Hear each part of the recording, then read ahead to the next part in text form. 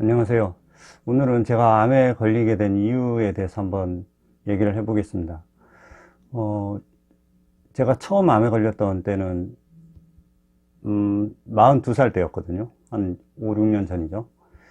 42세 때 이제 처음 갑상선암을 시작으로 한 몇 달 간격으로 비강암 이렇게 걸리기 시작했는데, 그 젊은 나이에 왜 암이 걸릴까?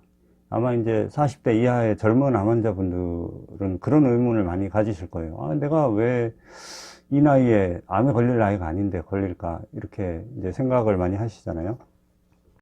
전문가들 의견에 따르면 어떤 한두 개의 암세포가 뭉쳐져 가지고 이 구슬 정도의 크기, 지름이 한 1cm 정도 되는 크기의 덩어리로 발전하려면 적어도 한 10년에서 한 15년 정도가 걸린다고 하거든요.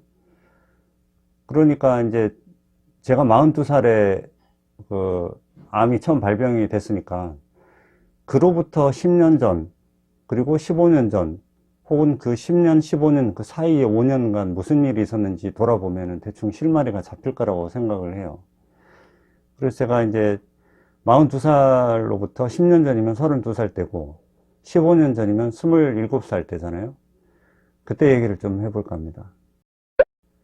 먼저 27살 때 얘기를 말씀드리면, 그때는 제가 미국에 있었을 때입니다. 미국에 이제 유학생으로 있었던 때였거든요. 그 당시에 제가 이제 가난한 유학생이었기 때문에 그렇게 풍족하지가 않았어요. 그래서 집에서 뭐 일부 그 도움을 받기도 했지만 대부분의 생활비를 제가 아르바이트를 해서 돈을 벌어서 지냈거든요.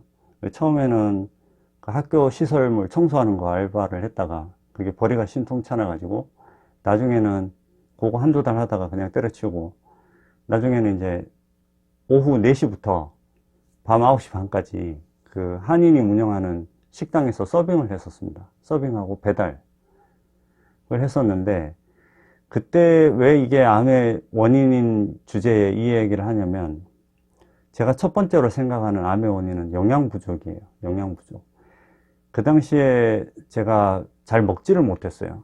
그러니까 아침에 일어나면은 간편식품 있잖아요. 월마트 같은 데 가면 간편식품 파는 거 중에 감자튀김 같은 게 있었어요. 그런 거 하고, 그 다음에 스프 종류 같은 것만 해가지고 아침을 대충 때웠고, 이제 학교 가가지고 강의 하다가 점심시간이 되면 카페테리아에 가가지고 햄버거 아니고, 저기, 핫도그라 그러죠. 우리나라로 치면은 서브웨이 햄버거 같은 거. 그런 거를 6인치짜리 그거를 먹었었거든요. 그 하루에 거의 고정 메뉴였어요, 그게.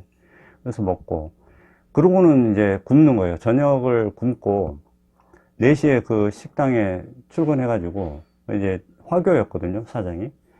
부산 출신 화교였는데, 거기 에서 이제 4시부터 서빙하고 배달을 하면은 저녁 먹을 수가 없어요. 그래서 저녁은 언제 먹느냐.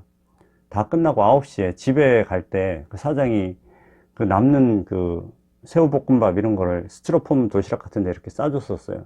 그걸 이제 9시 반에 퇴근하고 집에 가가지고 10시쯤에 그걸 이제 먹는 거예요. 그게 저녁 겸 그냥 야식 겸 이랬거든요. 그러다 보니까 하루에 제대로 먹는 끼가 1.5끼인 거예요. 저녁밥 그거 먹는 거하고 점심 때 샌드위치.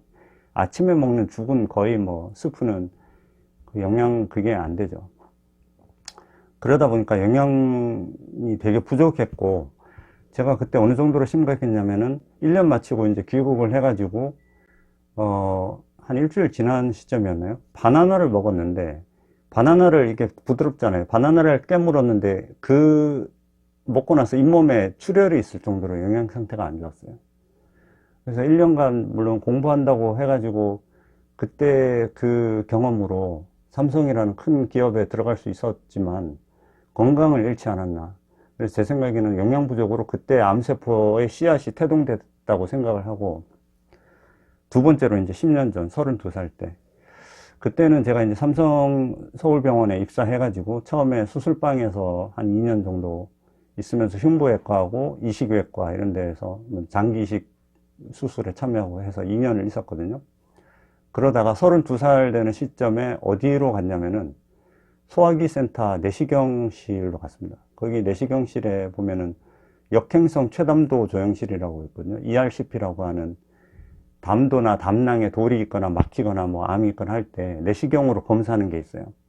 그 검사실에서 제가 또 근무를 하게 됐는데, 받아보신 분은 알겠지만 그 검사를 받으려면 X선으로 이렇게 쪼이면서 조형을 하거든요.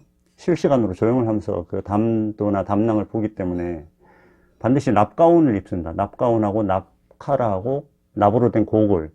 근데 저는 그때 보호장비를 제대로 못 갖춰 입었던 것 같아요. 납가운은 입었었는데 모카라하고 고글을 쓰지 않았었거든요. 그러니까 검사하면서 환자 옆에 서가지고 방사선이 나오면 그걸 그대로 다 맞는 거예요.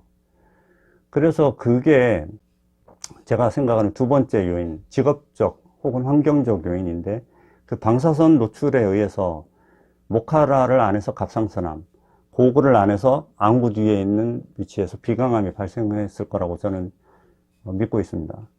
그래서 첫 번째 말씀드린 영양 부족, 그 다음에 두 번째 말씀드린 환경적 요인, 이게 이제 제가 암에 걸린 큰 이유라고 생각을 하고, 그럼에도 불구하고 이게 10년간 그냥 뭐 조금씩 자라나다가 어느 정도 억제가 됐는데, 이게 갑자기 이제 확 발현될 때가 있죠.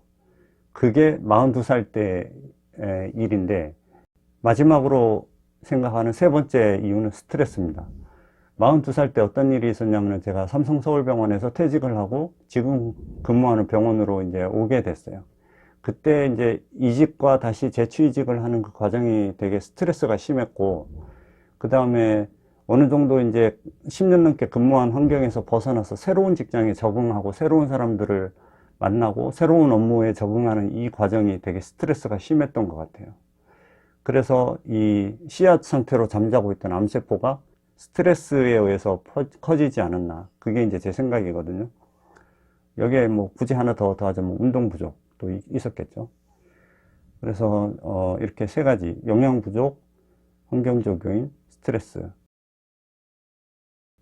환경적 요인은 사실 자기가 조절하기가 쉽지 않지만, 영양 부족하고 스트레스는 자기가 하기 나름이거든요. 그래서 이왕 나는 걸렸지만 저는 제 자녀들한테 되게 그 부분을 강조해서 신경 쓰게 하고 싶어요.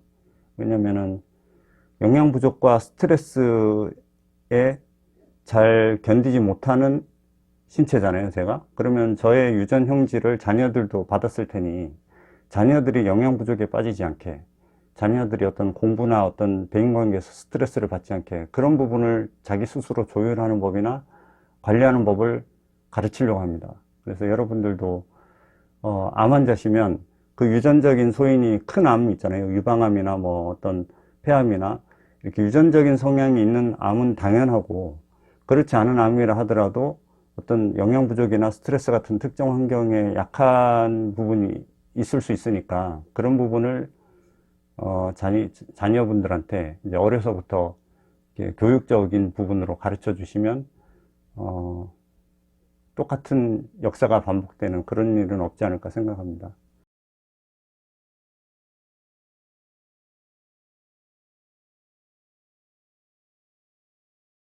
꼭 이게 정답은 아니에요. 제가 생각하는 1, 2, 3 이게 원인이 아니고 여러 복잡다단한 이유가 있겠지만, 기본적으로 이 세 가지 정도가 큰 영향으로 작용을 하고, 저의 경우에도 그렇지 않았나 생각을 합니다. 그럼 전 다음 시간에 또 뵙겠습니다. 감사합니다.